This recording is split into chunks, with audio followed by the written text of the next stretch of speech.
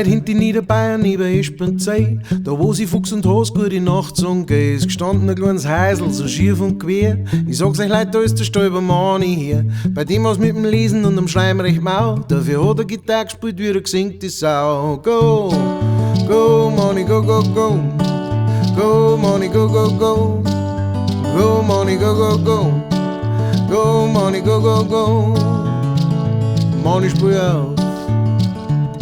Seine Gitarre war schon alt und kein Pfennig wert. Im Wald ist er aufgesessen, da beim Sägewerk. Die Arbeiter haben gelust, wie der Manni spielt. Im Rhythmus von der Sagel, es war Vogelwild. Die Leute sind stehen geblieben, um zu zum Hirn. Hey, der Manni kann spielen, da kannst du narrisch werden. Go, go, go, go, Manni, go, go, go, go, go, go, Manni, go, go, go, go, go, go, Manni, go, go, go, go, go, go, Manni, go, go, go, go, go, go, Manni, spiel auf, was spielt er?